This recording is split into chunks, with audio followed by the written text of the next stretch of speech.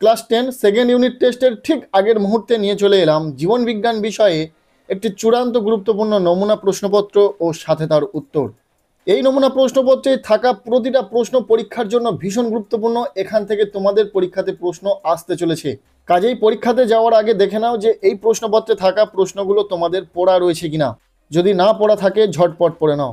প্রথম থেকে আমরা সম্পূর্ণ প্রশ্নপত্রটি দেখে নেব।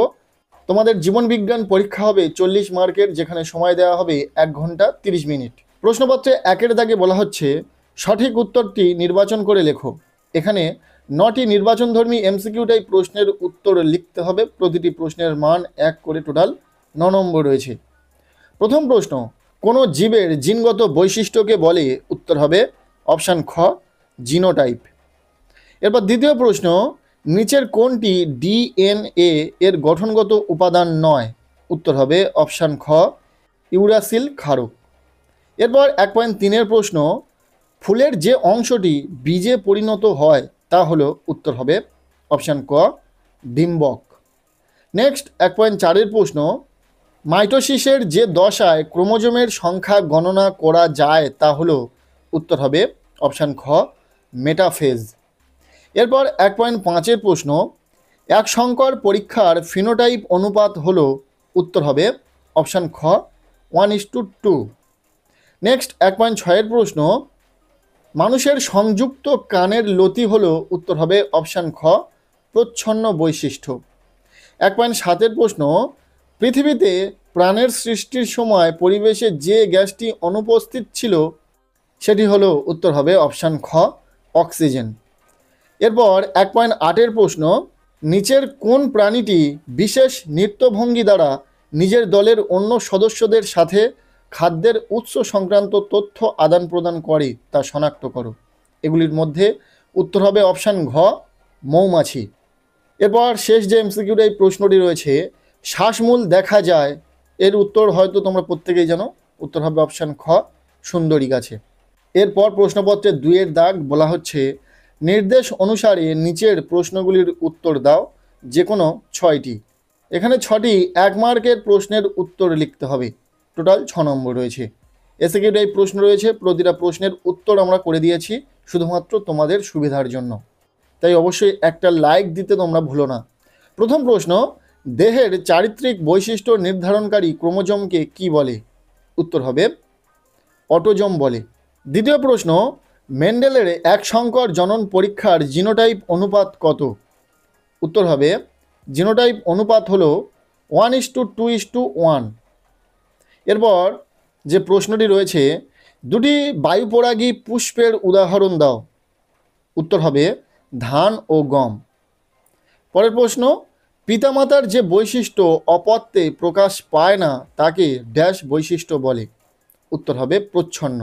এরপর এসিকিউ টাইপ শেষ প্রশ্ন, আধুনিক ঘোড়ার নাম কি? উত্তর হবে আধুনিক ঘোড়ার নাম হলো ইকুয়াস। এরপর প্রশ্নপত্রের 3-এর দাগ বলা হচ্ছে নিচের প্রশ্নগুলির সংক্ষেপে উত্তর দাও, যে কোনো 5টি। এখানে রয়েছে 2 মানের প্রশ্ন, 5টি প্রশ্নের উত্তর লিখতে হবে। টোটাল 10 নম্বর রয়েছে। এই 2 মার্কের প্রশ্নের ক্ষেত্রেও আমরা প্রশ্নের সাথে উত্তর করে দিয়েছি যাতে তোমাদের সুবিধা হয়। প্রথম প্রশ্ন, জোর কলম কি? এটির উদ্দেশ্য লেখো। উত্তর হবে একই প্রজাতিভুক্ত দুটি ভিন্ন উদ্ভিদের শাখা জোড়া লাগানোর প্রক্রিয়াকে জোর কলম বলে। তাৎপর্য, রোগ প্রতিরোধী ও উন্নত মানের উদ্ভিদ সৃষ্টি করা। নেক্সট 3.2-এর প্রশ্ন, বিশুদ্ধ বা খাঁটি জীব কাকে বলে? উদাহরণ দাও। উত্তর হবে কোনো জীব বংশানুক্রমে একই রকম বৈশিষ্ট্য বজায় রাখলে তাকে বিশুদ্ধ বা খাঁটি জীব বলে।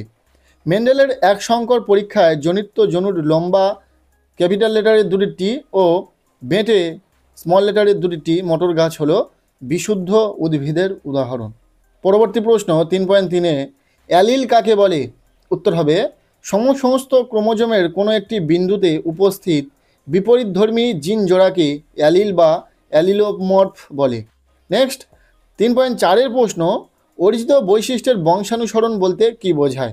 উত্তর হবে ল্যামার্কের মতবাদ অনুসারে পরিবেশের প্রভাব, ব্যবহার ও অপব্যবহারের মাধ্যমে যে বৈশিষ্ট্য অর্জিত হয় তা বংশানুক্রমে সঞ্চারিত হয় এবং জীবের অভিব্যক্তিতে সাহায্য করে। একে অর্জিত বৈশিষ্ট্যের বংশানুসরণ বলে? এটি অর্জিত বৈশিষ্ট্যের উত্তরাধিকার সূত্র নামে পরিচিত। নেক্সট 3.5-এর প্রশ্ন, সিস্টার ও নন সিস্টার ক্রোমাটিড কি?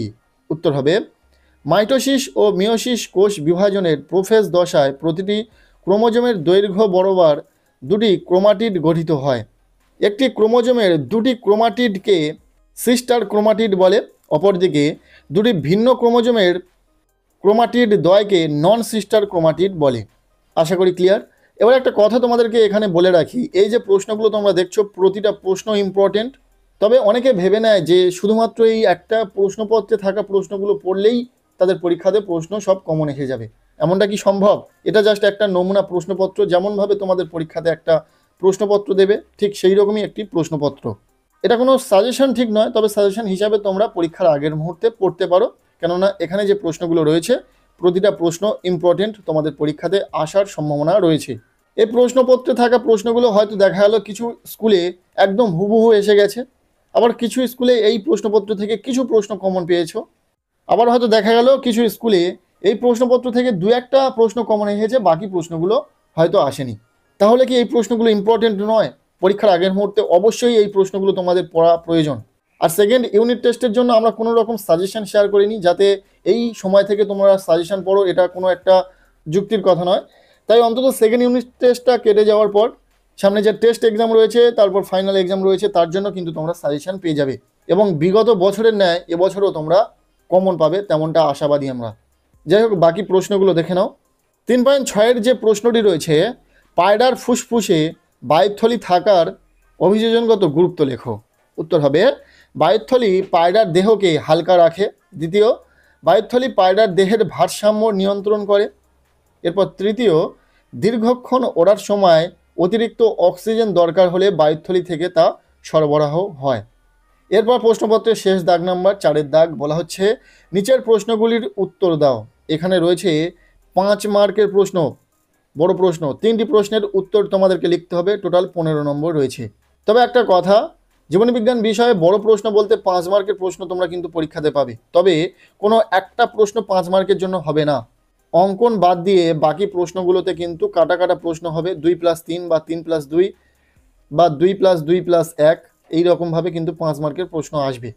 তাই প্রচুর শর্ট টাইপ প্রশ্ন পড়তে লাগবে পরীক্ষার আগে, 2 মার্কের, 3 মার্কের, 1 মার্কের। পরপর চ্যানেলের সাজেশন ভিডিও আসতে থাকবে, তোমরা অবশ্যই চ্যানেলটিকে সাবস্ক্রাইব করে রাখো। প্রথম প্রশ্ন, জনুক্রম বলতে কি বোঝায়? এর সাথে ফার্নের জনুক্রম সংক্ষেপে আলোচনা করো। এর অথবা দিয়ে প্রশ্ন, পরাগযোগ কাকে বলে? স্বপরাগযোগ ও ইতর পরাগযোগের সুবিধা ও অসুবিধা লেখো। এরপর 4.2-এর প্রশ্ন, মেন্ডেল দ্বারা নির্বাচিত 7 জোড়া বিপরীতধর্মী বৈশিষ্ট্য উল্লেখ করো।